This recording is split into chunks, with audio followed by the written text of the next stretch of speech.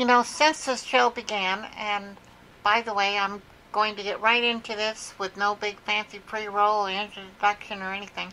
If you don't know you've been listening to the Professional Dreamers podcast by now, then you probably are too stoned to really care. So I'm going to get right into some stuff that's, I've been doing for the last week. Up to now I've talked about nothing but politics and, uh, well, occasional history and and sometimes I've ventured off into other things, but mostly it's been politics and history. Well, this time I'm going to focus on something a little more into what I've been doing for the last week. You see, this show hasn't been exactly attracting a ton of listeners.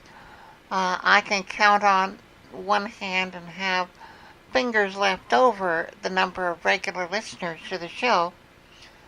So this time I'm going to focus on something that I think everybody cares about, including myself. Money. I mean, so I'm going to get into what I've been doing to try to actually make this show, find a way to pay for hosting this show. So I've been looking into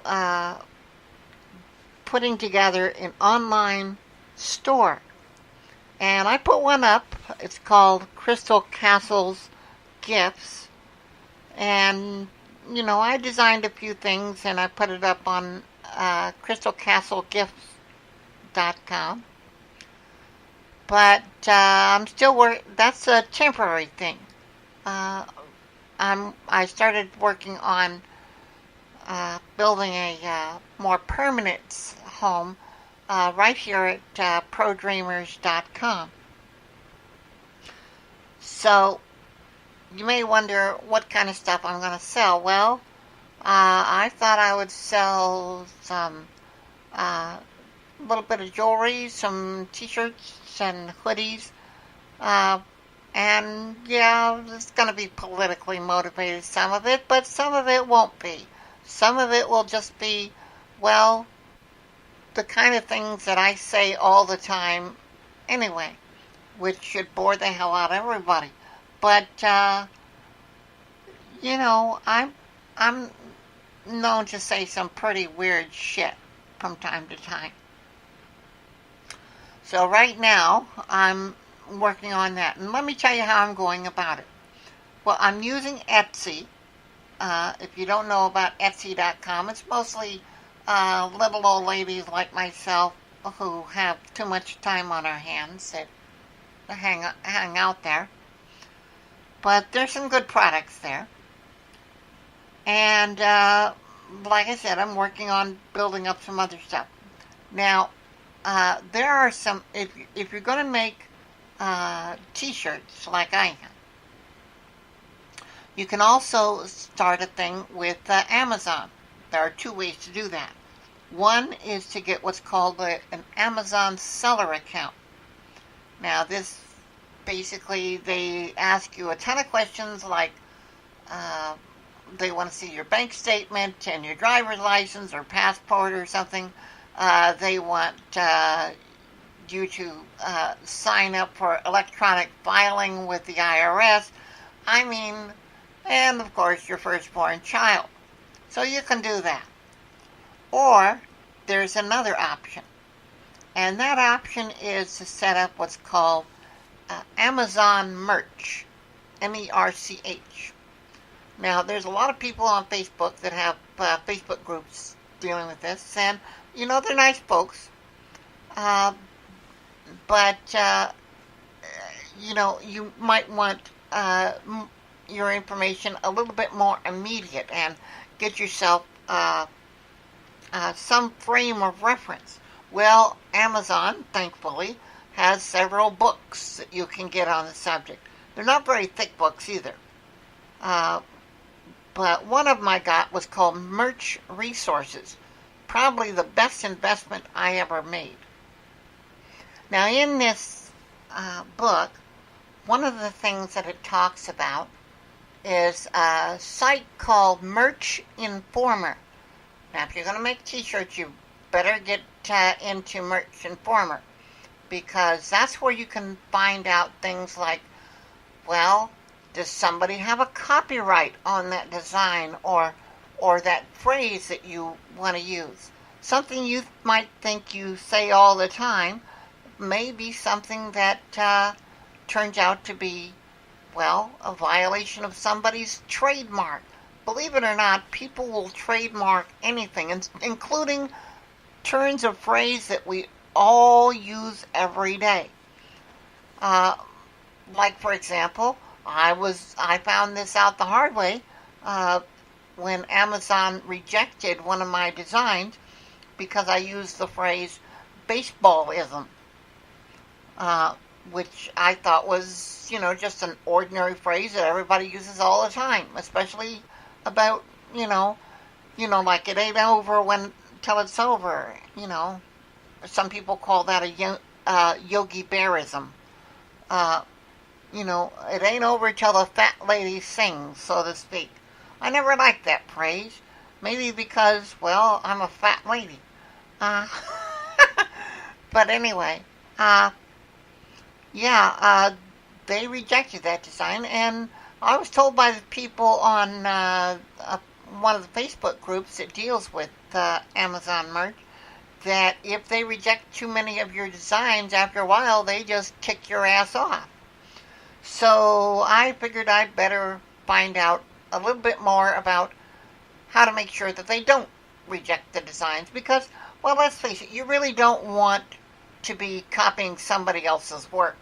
You want to be an original. That's how you get, people to follow you. And that's how you make money in this world. So, Amazon merch is one way you can start an online business. And all you have to do is upload your designs, and for creating designs, all you really need is GIMP. If you don't know about GIMP, that's sort of like Photoshop, except you don't have to pay money for it. And you can download it for free off of the internet. It's pretty cool. Now, other sources you can have, if you don't really know how to design much, you could go off to places on the internet like cooltext.com. Now, cooltext.com is a place where you can get your text made up in to look really kind of like cool text. You have to see it to understand what I'm talking about. But it's a great resource. And, a lot of t-shirts have nothing but text on them, but text that's put out there in very interesting ways. So, so check out cooltext.com. And I told you about Merch Informer, and I told you about GIMP. And that's, and of course I told you about Amazon. And they give you a template, by the way, Amazon Merch does, for that you can use in GIMP to design your t-shirts or hoodies or whatever, and or whatever it is that you're going to sell. I think Amazon does nothing but t-shirts, but they might be doing some more stuff. I don't know.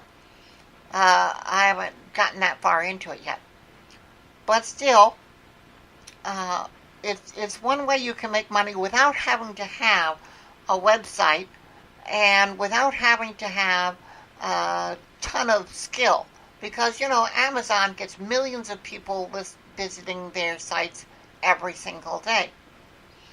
Now, as I said, I was working on all these things and trying to cram all this crap into my brain over the last week, and trying to build up dozens of designs, all while I was trying to think about this podcast and writing posts for the blog, and of course, our all-time favorite, getting ready to take care of things around the house. And so that pretty much took all my time up. And so when you add on top of all that, trying to build a website, a store for the website, well, you can imagine I'm pretty tired about this point. And so this episode probably won't be as long as other episodes. As a matter of fact, I'm going to have to cut it short because, well, to be honest, I'm dead on my feet. I'm also Jennifer Warren, and you've been listening to the Professional Dreamers podcast.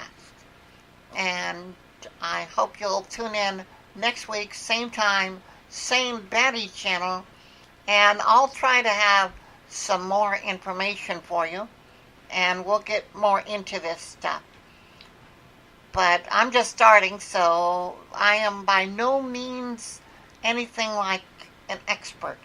But next week, we'll get into talking about advertising, because, you can have the greatest products in the world, you can have the greatest website in the world, but if nobody knows about it, what good is it? So you need to find ways to, and a lot of people will tell you, oh, go spend hundreds or thousands of dollars on Facebook. Yeah, that's the way to do it. No. My way is better. I've got an idea for how to get $100 worth of free advertising, and that will get you. I mean, somebody else's money. That's the best way to get started, right? Spend somebody else's money, and use that somebody else's money to get yourself $500, and I mean real bucks, and maybe more, but I think $400 or $500 is probably reasonable. But of course, you're going to have to invest something, because if you start running off thinking like a lot of people do, a lot of people think, oh, I can start a business for nothing and get rich off of it. Well, if your business isn't important enough for you to invest in, then you probably shouldn't be in business. And find yourself something else to do, like digging ditches or something.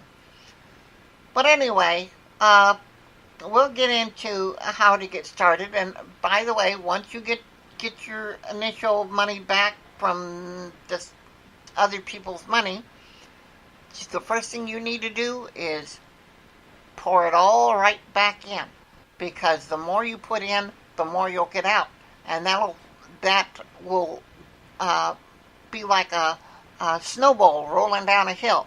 It'll just get bigger and bigger and bigger until finally, if you reach in and take out a little handful, you won't even put a dent in how much money is actually coming in.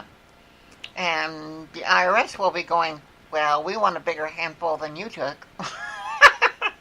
But even they won't be able to take enough to really slow down your snowball of wealth, or whatever it is. But yeah, I have a 3-step goal, by the way. My first step is that between now and the end of the year, I want to have a business making at least $10,000 a month. That's the first goal. And stick with me, and we'll do this together.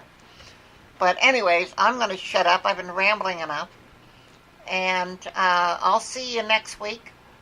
And I hope you have a great week. Until then, I am Jennifer Warren, and you've been listening to the Professional Dreamers podcast. Okay, I'm out of here. We gone. Bye-bye.